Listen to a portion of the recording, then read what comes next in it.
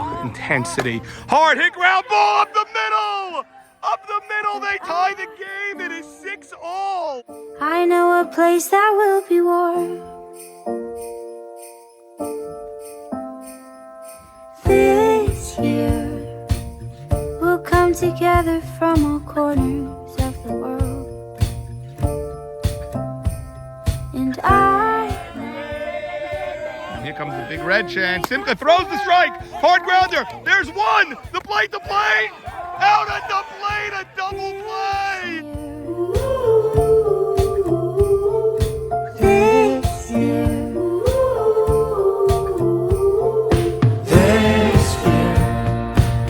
I'm coming home instead of staying, wishing I was there. LCS, line drive off the glove. Ralph has to throw. Safe at first, men on the corners. LCS go to second. Ball gets away. 1-all. I can't fall asleep. Snow is falling, winter calling. You and I to me. This year, this year. Pitch to Saban, he rips it! It's a clean base hit! Michael Saban! That ball's into the grass! 2-run score! It is 8-6! 12 commandments!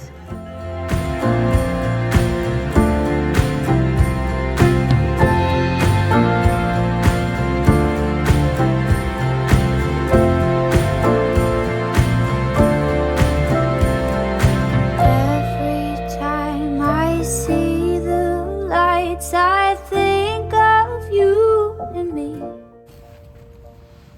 From the scene of the crime. With long overdue, we've been waiting for this for a long time. Teddy Ishak Yes. back with the shackles off. The shackles are off. Yeah, they were fun though. You were not allowed to do a mid-season interview. I was not allowed. The whole team, we were not allowed to do any interviews. There was, Jack kept a pretty tight ship, and we all bought in, so it was good. What do you think of playing on such a tight ship? It was different for me, Yeah. because I have a lot of emotion when I play. My emotion most of the time comes through. It's not I'm not somebody who hides it. So it was different, but it was fun. Listen, I'm the first guy that will take my captain's back. If this is what my captain wants, I'm going to try to do it to the extreme, so everybody else sees it and tries to follow. So, it was great. Jack was great. So, Are you a good poker player? Do you play cards at all or anything I like used that? to play a lot of cards. Yeah. I was okay, but sometimes my emotions get the best of me. You just show what you got at I'm all like, times. yeah, there would be times where I have like such a good hand and I almost feel bad, and I'm like, dude, just don't go in. Right. This is what I have. It's like. But you could mix someone up like that also. I could, but I have 2 aces. Don't go in. I told don't go you. in. I'm telling you, So that happens. I did that a lot of times. So yeah. Ti, let's start with the other series before we go to yours, because we're in such a unique, strange, and weird situation where we are in the middle of a game right now. That's interesting. I just want to take you through the timeline. This matchup was announced on June 1st, last day of the season. The 2 versus the 3 was this matchup. Yeah. So I have 2 brothers that are each insane in very different types of ways. And, they're going back and forth at each other or not, ignoring each other, whatever it is. Every day a different script. This is going on since June 1st. That's great. The series is not over. It's the 25th. But something? I love it. Me, Norm. I'm all for taking this YMSL season all the way into September if I could. Yes, you are. Like, there's nothing better. This is my whole spring, and I usually hope for it to go into the summer, and for some reason I'm never playing in the summer. I'm usually just about out right about now. And but I love the league, so I would keep it going as long as possible. But for the other teams that are playing, I think while it'll hurt them playing, it's working out for both teams. Both teams, nobody's doing anything different than the other team. Right. So they're all playing on the same level playing field. Nobody had an advantage, but I think it's fun. I think it gets it exciting. I think those two teams should be talking a lot more trash right now to each other, and I think it would be a lot more fun. It's so interesting, T.I., because like Ralph Cohen is leading off, basically. Like he bats 7 in the lineup, Right. but he's the first guy up. Yeah. For the other team, Charles Saka, batting title champion, he's the Crazy. leadoff guy, and you're not seeing, Elsack and Sammy Soroya or Z and Farka till 7th or 8th. Right, when which is this another game couple more picks up. innings before they start going. Then you start seeing the big guns come. So it's going Yeah. to be different. But again, both teams are playing on the same playing field, so it's nobody has an advantage there. Well, do you give the advantage that Big Red is up 2-1? Does that matter, or it's a 1-run where you have to? I don't. Yeah, I don't. That to me is not nothing to worry about if I'm the 61s. I'm not concerned about being down 2-1. Yeah, they don't Especially seem when you have- concerned. Yeah. Especially when you have guys like Zach and Farka on the team. Those guys are champions. You know, they've won multiple times, each one of them. They know exactly what it takes. Like I always say, there's certain people that you're born with certain things, and those guys have a certain flair to themselves that in big games, big moments, big times, they find ways to win. So, if I'm them, I have zero concern whatsoever being down 2-1. How about Sammy Soroya? What was he born with? Because he's, I think, 5 for 7 in the series or He something was born like with that. unbelievable athletic ability, man. I mean, he's fantastic. I mean, I've watched that kid from his first time in the night league. When we were drafting and I was a captain, and I remember Jojo Soroya telling me, "Listen, take him. He's great. And Sammy Esses, who was my co-captain at the time, we almost made a trade for him at the time, and I wish we did because the kid he's just a stud, and he's just gotten better and better and better every year. He's gotten more comfortable every single year. So loved seeing him come along. He's an incredible ball player, and he's only going to get better. Now, again, he's young, so can I say, does he have the Zach in him yet? You don't want to give him that yet. Not yet. Not until Win a couple of titles first. and not just win a couple of titles.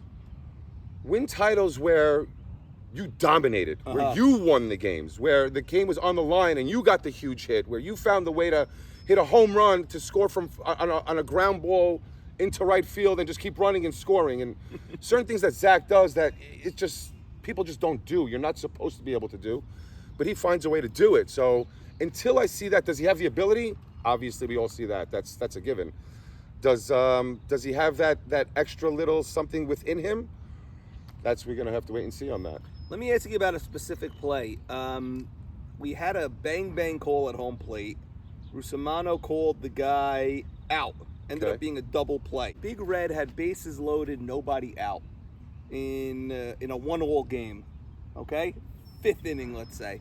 1-all game, bases loaded, nobody out. Charles Saka, who bats 7th, was walked on 5 pitches. Yogi, who bats 8th, was walked on 5 pitches. Goodness. Sabag comes up. And Simcha is not someone that really walks people, but he was sort of pushing the ball. He lost it. It was getting loud. You heard the Big Red chants, the whole thing. It's his first year in the league. Yeah. He's not used to this kind of playoff pressure. It's different. Exactly. It's just different. And he really had the pressure because they were on the brink of elimination, Yeah, not Big Red. Right. And Sabag comes up. It's 3-1. The next pitch, borderline either a low strike or a ball. I happen to think it was going to be a ball. 4-walk run comes in. Some other people disagree with me. Either way, 3-1 pitch, Sabag swinging. Do you let him swing there, or do you tell him take a pitch over there? Okay, so, in a situation where he's just walked the 2 guys in a row and you're 3-1 in the count, I tend to think that I would rather him not swinging there, for the simple fact is he's going to give you the same type of pitch again. Yeah. If he throws a strike. He's not going to come in with anything different. Now, if you're telling me that it was Zach up at 3-1, you got a green light. You're telling me it depends who the batter is. In this Listen, situation with Sabag, I would say he's a good player, but take the extra pitch. Just take it, man, because odds are you're going to get another ball.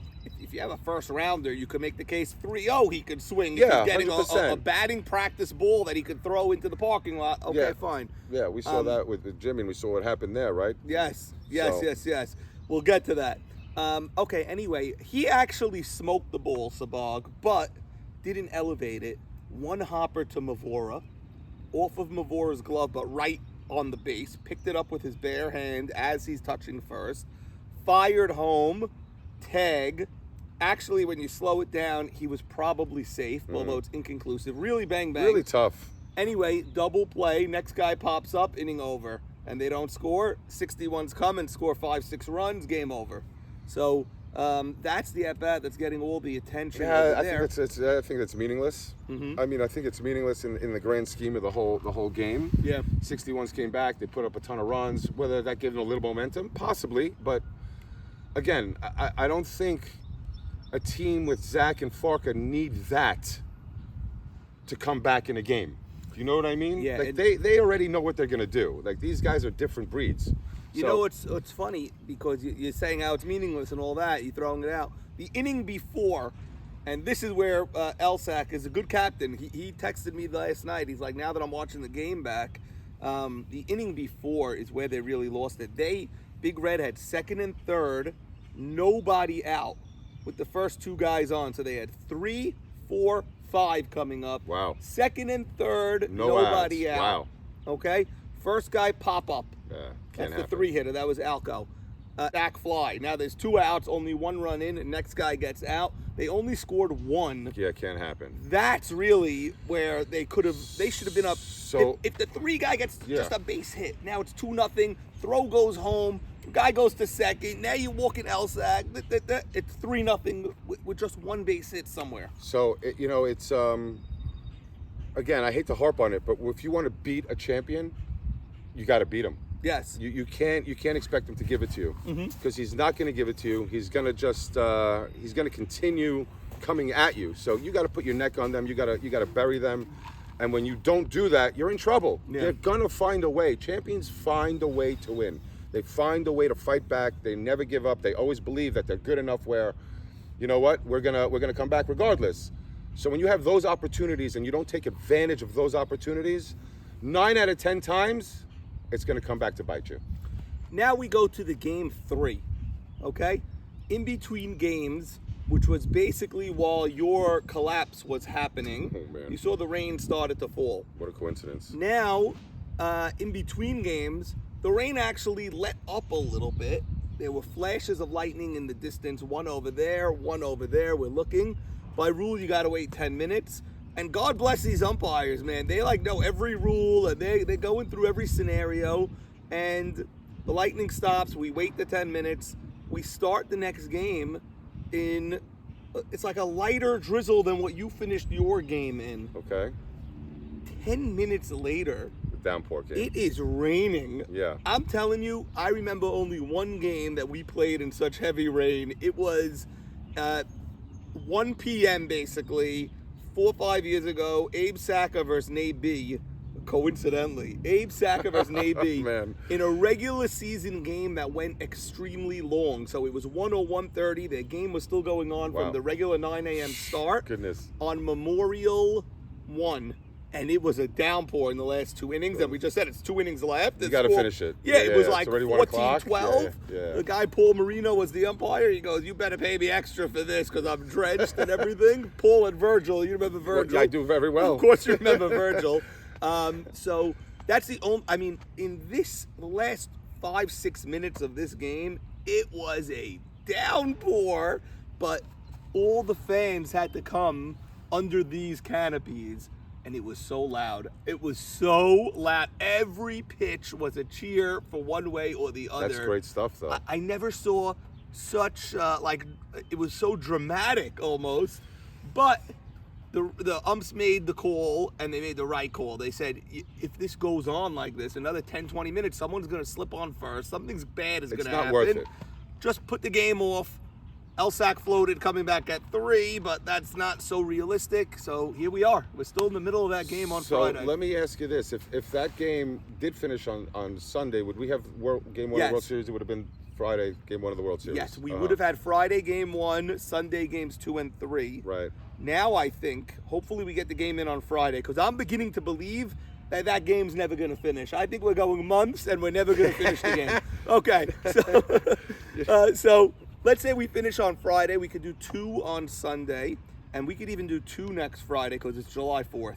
Right. Which is Yes, a that worked beautiful out. day What a for great this time. nation. when will you start recognizing that we live in the greatest country on earth? On earth. The red, white, and blue. Yes, baby. And on We the July 4th, We the people. yes, the 249th birthday of this great nation. And we just celebrated the 250th birthday of our army. Yes. Which was an incredible thing to which see. was on Flag Day, Yeah. which was the same day they made that No Kings protest that you were leading up. I heard you were marching in the No Kings. Yeah, no, I was on the protest. roof with a sniper rifle, dude, is what I was doing. You know, sure. just trying to just take people out. And I had no Kings. By the way, I'm gonna have to check these canopies before the should. next game. You I have to should. make sure that Ti is. I'm not crouched up there somewhere, you know. Ti, how does a loss like this enter the brain space of Ti, someone as intense and passionate and nuts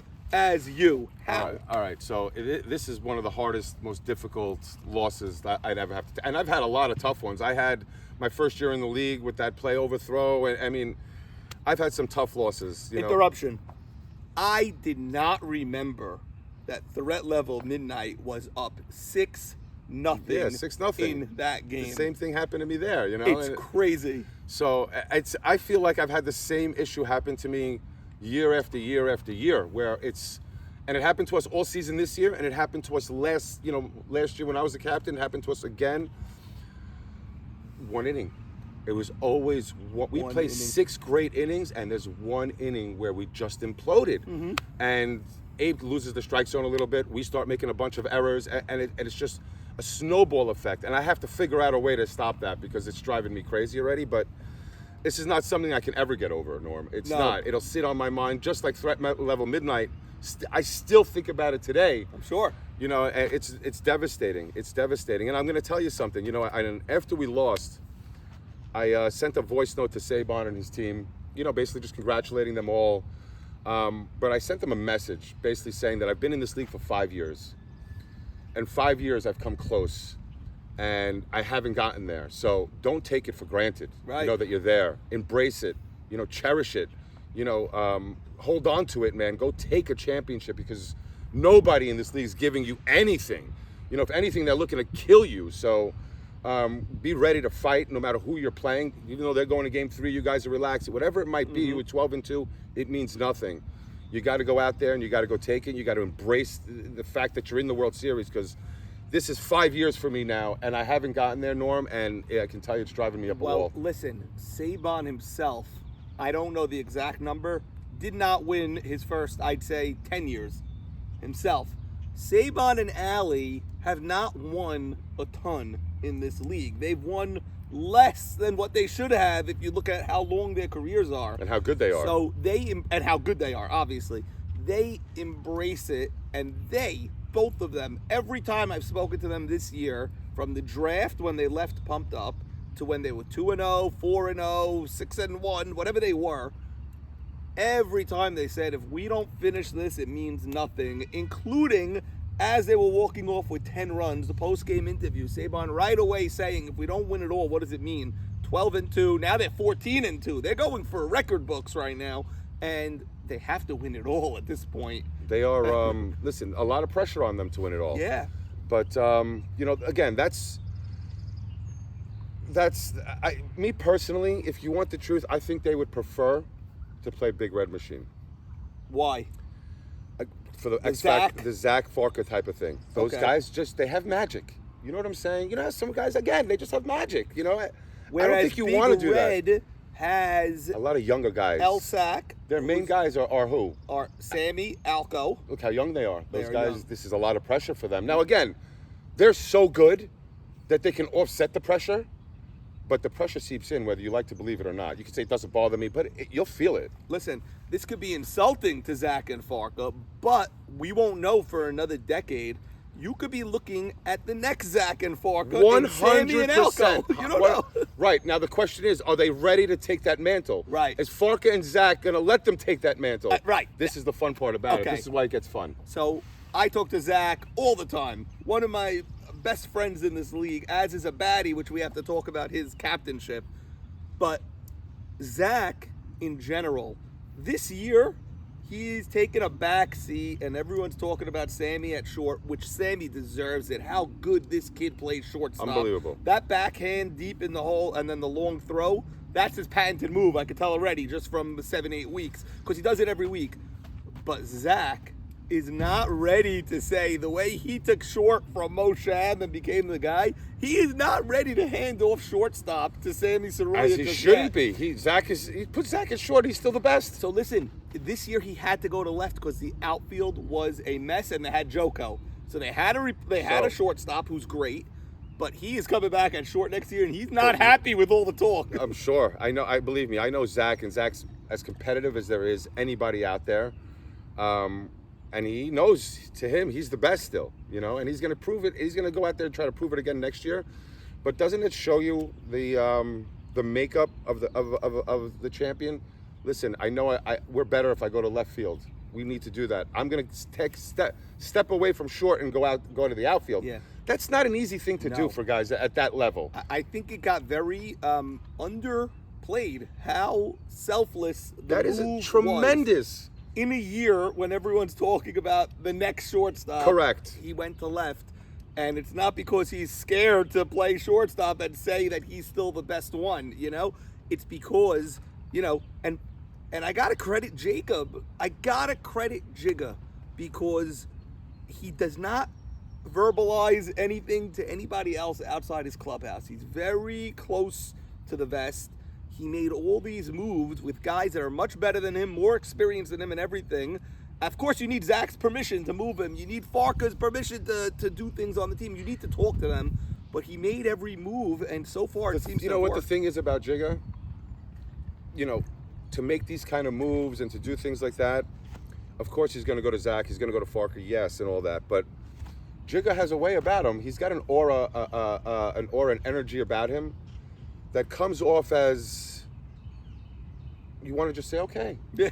You know what I'm saying? I got you. You know what I mean? He comes off like he's got your back. You know what I'm saying? Yeah. And this is just going to be the best for the team. So it's like you want to run through a wall for him. This is what my captain needs me to do. I'm doing it.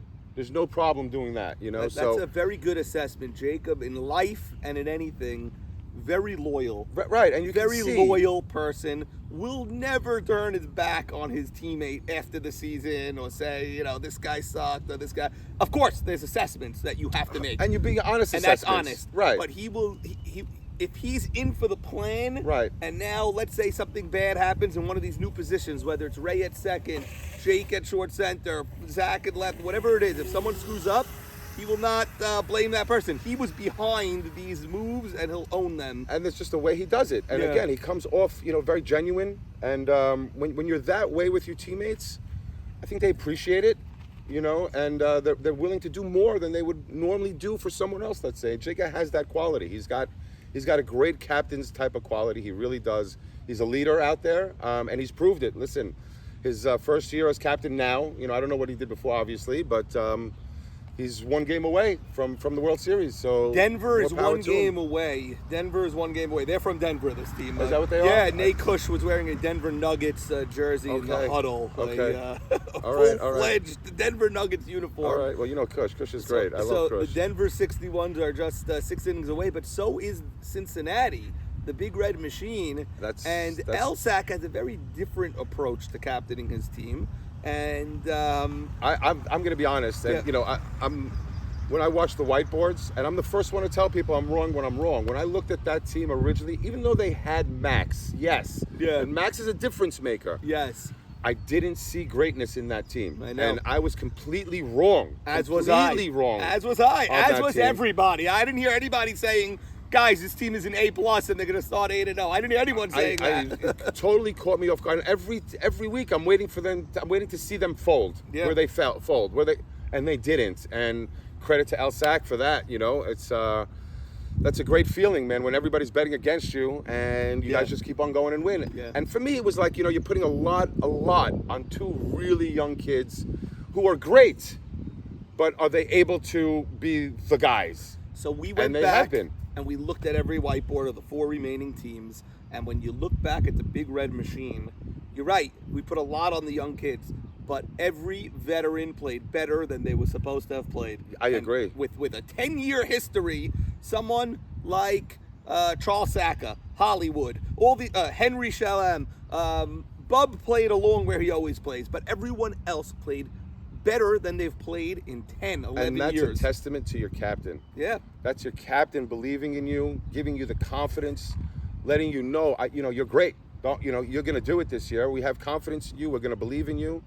That's a tremendous thing, confidence that, as a captain, to get your guys to play above where they normally been playing. Yeah. A lot of it comes from your captain. Whether people want to believe it or not, your captain has a lot to do with it. And LCS has done an amazing job in that. And, a lot of times you look at the whiteboards, again, I'm not patting myself on the back or anything like that, but I had a lot of guys who overplayed where people were like, oh, you look at the whiteboards, this guy needs to play much better, this guy, and we all did. And I think it's a little bit of a testament to me, but a huge testament to LCS in the way he went ahead and did it.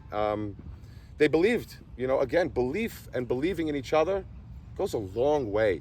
The energy, it's not just about going out there and playing. There's so much more that goes into it in during the course of a year to build yourself to a championship team. And a lot of it starts with your captain and how he's going to progress it. And all these teams, Saban's done an amazing job, Jigga's done an amazing job, LCS done an amazing job. So, more power to him. And I want to say Jack just did an amazing job this year. We're going to get to Jack. Let's just wanna talk stick that in about there. the 4-5 domination over Stratton Oakmont. That team had a whole bunch of things going on. Yeah. Yeah. And did that come out and affect them on the field? 100%. Does these off-the-field course. issues affect the on-the-field play? Of course. Now, again, if it's not handled properly off the field afterwards, it's going to come here. It's impossible for it not to, right? You see it all the time in every sport. Doesn't matter where you go. It's going to seep in, and it doesn't seem like they were at the field and they were still having issues. Yeah. You saw it leaked in from the chats and behind the scenes to the actual scene. And once that happens, it's pretty much game over. It's game over. It's very tough at that point when you're on the field to regroup it. Very difficult. It needed to have happened before they got to the field. Did you know of this coming into that week? So, this year, not being in the captain's chats and not being in, and basically getting out of all chats, for other reasons, there was a lot that I wasn't aware of, but I was hearing a lot of rumblings. And, Mo and Abe, I love those two guys. I love Mo Haber, as crazy as he is. He's a lot like me. We were very similar. Abe Haber, I love the whole Haber family. So I did hear some things, but I heard a lot afterwards. After the game, I got some calls and things like that, and asking me my opinion on certain situations. So I did hear a lot about it, but you saw it. You didn't need to hear about it. You were able to see it on the field. Mm-hmm. You could sense it. You sensed it. They were dead. They weren't a group anymore. They were fractured. And that fracture, they were never able to mend that fracture. And once that happens, again, you can see it on the field. While I was here, I did hear, certain things like Edmund looks nervous and this and that, while we were here. So I knew we were going to crush them. I didn't think we were going to shut them out 2 games. No, crazy. But I knew we were going to beat them. I knew it because at that point we were a team coming together. Your team was coming together. Let's talk about how your team came together, and when you were drafted. Let's go back to there. When did Abadi first let his team know about all these rules on uniform, on conduct, on interviews, on everything like that? And I still panic when I see these ridiculous park rangers pull up. But okay, we're not even playing. I have the permit. I think I remember to reserve the field. Very funny. Okay, so when did Abadi first let everyone know? Did he tell you before he drafted you, or No. after? No, Okay. no. This was in the team chat. Right when he put a team chat together, that was basically the first messages he sent out were dress code and code of conduct. And it was interesting when I first read it. But again, I'm big. Number one, the uniform stuff, I'm huge on that. Me too. I love that stuff. I always tried pushing that to my teammates, but when it comes from me, it's like, he's being a dictator. I'm like, okay. So I let certain things go because when, obviously, how I feel. I mean, I like the spotlight, yes, but, certain things you guys go a little overboard considering like I'm this lunatic, but that's a whole different point. But I love that. But if we don't I was say all in. anything, you ask for it, and then when we No, say no. something, you say too much. I'm really a great guy. No, listen, I am a good guy. I don't care what anybody says. But I loved it. I loved it. The code of conduct thing, I was all for also. I bought in right away to everything. That's number one. Right. With me as a teammate, if I'm not a captain and I'm your teammate, I'm going to try to be the best possible teammate I could be. Like, I know that when I'm a captain, I need that one guy, all right, to take the lead for the players. Because there's, whether you want to believe it or not, there's a separation between captain and everybody else, right? If the captain is the one who's constantly saying it and the only one constantly saying it, it becomes monotonous, it becomes a pain in the neck, it becomes, he's annoying. But when it's one of the guys that isn't a captain, taking that role and showing the rest of the team, hey, listen, I'm following in, I'm buying in, I'm all in. So as an example, when Jack would say we have to have white pants or whatever it is, and I'm taking pictures of the white pants I'm gonna buy and I'm sending it to Jack first, I'm sending it to the team chat, saying, Jack, is this okay? You're falling in line. To the extreme. Unit, core, God, country. Exactly. And that's what I am. That's how I believe. So I take it to the extreme so everybody else sees it. And I think every captain needs that guy. And I try to be that guy for Jack. Now everyone is waiting for the for the outburst. And it wasn't going to happen. I thought it was funny.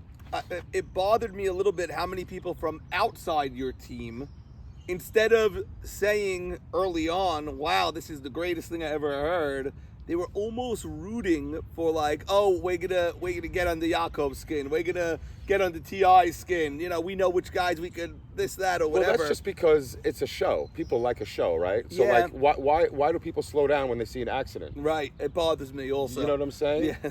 Doesn't make sense. But that's I gotta what sit in traffic going home because there's an accident of people going the other way because people want to stop and watch, right? Right. So I mean, it's a show, so people are always rooting for that, especially when it's in a competitive situation, which we are in. Yeah, we're in such a competitive situation. But you guys didn't have one issue with another team or one issue with an umpire the whole year, and you guys still competed as much as you could compete. I mean, that game, that season, I mean, you guys season. I loved it. Fought as hard as you could. We did. We really did. And a lot of it a testament to Jack. And I want to, shout out to Chucky too. Chucky's, a great part of our team. He was. But Jack did an amazing job. And again, everybody bought in. When everybody buys in, it's so much easier. Yeah. It just makes life easier. And as a captain, I know there's so much that you have to do. So if you can have guys who can try to alleviate some of that for you, I think it's important, and I tried to do it. I know JT was actually a little bit more talkative in our chat this year. Was he? Yeah, Really? which was good to see. So we just had a lot of great guys on our team, and you weren't going to see. We were actually laughing about it in our chats about everybody else saying this guy's gonna blow up. That guy's he's crazy. When Farker was sitting there, Teddy can't shut up. I'm like, dude, it's like that's not true. It's just not true. Yeah. I did a lot of it also, but I was honestly rooting so hard for this because it's so good for the league. For the future. Oh, 100%. I just think there needs to be a little bit of a balance because, and I'm going to be honest. Be honest. This league, as much as I love it and I love the no fighting and the no yelling and I'm all for that. Yeah. I think there has to be a little bit of a balance where guys can actually let loose a little bit. You know what I'm saying? Because it took a lot of the fire out of me, and I play better when I'm angry. Right. And I'm pissed off. And I'm not saying go out and curse out people. It's not what I'm saying. When I just have that energy of, this team is not my friends who we're playing against. Right now, you're not my friend. So, I don't like you. I'm not interested in talking to you. I have no interest I'm looking to hurt you. Not in a physical sense. I hear you, for sure. Now, so I came to game 3, game 2, that's how I was. I don't know if you saw me, but I had no interest in talking to anybody. I bumped Nay coming off the field one time, a little bump. Yeah. And, I told DH, leave me alone when he came to say good shot. I wasn't interested. Listen, you're fighting for your season right there. Big Red and 61s have a good amount of banter going back and forth. Bubby gets the second, is barking at Farka in center field. Farka, an inning later, gets a base hit. He's staring at Bub in right. I don't know what happened between them two where they found each other, but Farka, if you ever notice, Farka he's in the middle of everything. So, he's the guy. What do you say?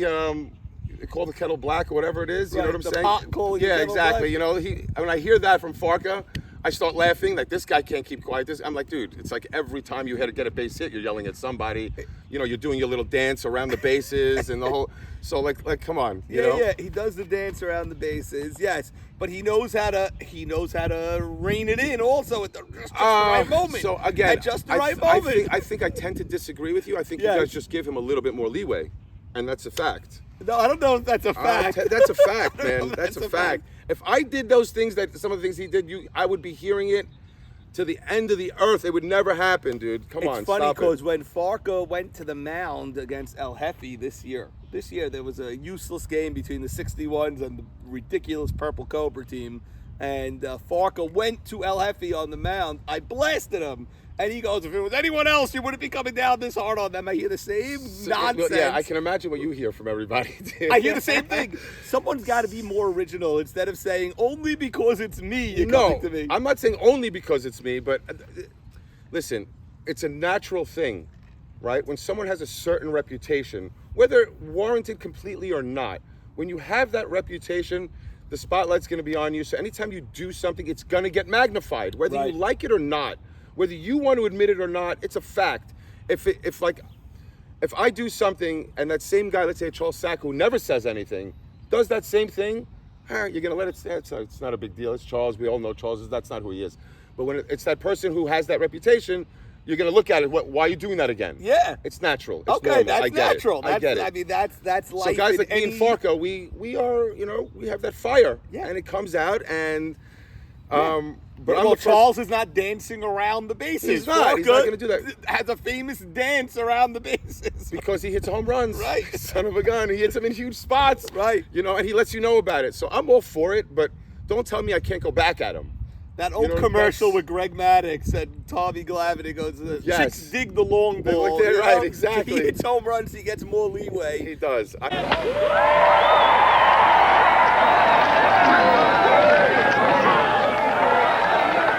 How long are they going to worship this guy? Hey, we got Cy Young winners over here.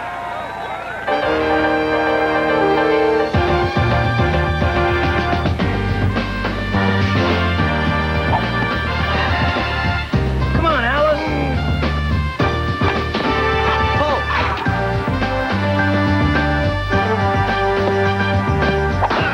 Step into it.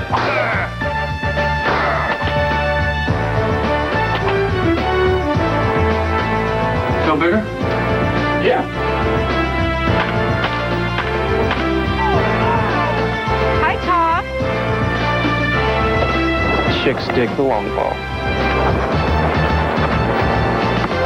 Hey, have you guys seen Mark? It's home runs, he gets more leeway. He does. I don't get the home runs. So now, you once traded Farco off your team. He said it in the whiteboard. He goes, he traded me. He traded me. I traded him just because, listen, again, I'm very big on energy in a team, right? You can't have, and again, that was the year. Now, my understanding, and again, you can't be going to talk about your captain to other guys in a demeaning type of way. And I heard some things, and I saw reactions from certain players. I had Edmund's first year in the league, right? Yes. I can't have Edmund, now looking at me in a different way because someone is in his ear. I can't have it. Right. I cannot have it. You know what I'm saying? I cannot have it. Okay, you can't have it. So at that point, I said to myself, listen, and realistically, when I drafted Farca, for me, Marty was right there with Farca at that time. Marty was a game changer. That year, he single-handedly beat us. I'm sorry, TLM, he made 2 catches that you shouldn't make. Oh, my God. 2 catches that you shouldn't make. If he doesn't make those catches, we win those games. 100%. Joe G had a home run. Yeah, That's a home run. He's in the parking lot. What are you doing over there? And then the other one is probably the better catch. The one coming in, running in. That was the bigger catch. So for me, I said to myself, listen, I have no problem taking Marty for Farca. I was happy with it. It worked out for both teams. Both, we played well. Marty had an incredible season for me. I think he outplayed Farca that year overall. So I think the trade worked out well for us. And again, that's not something I just did randomly. I consulted with JT. JT, he's won championships. JT's a veteran. I spoke to him about it. I had 2 guys who wanted to play center field also. And I already saw that they were, talking about, I was like, okay, so you know what, let's just make the move. JT had a very off year this year, very quiet year. I didn't see him have any great moment at any point. He had a nice throw in this game, but He had excellent moments in the field. It was just never big moments at the plate. He just seemed a little off all year. Yeah, why? You are watching my interview with Teddy Ishak on WYMSL. Part 2 coming up right after these messages on the next link. Sugar, spice, sugar, spice, sugar, spice, sugar, spice, sugar and spice, together so nice. Sugar and spice, together so nice. Sugar and spice, together so nice. Sugar and spice, together so nice. So nice.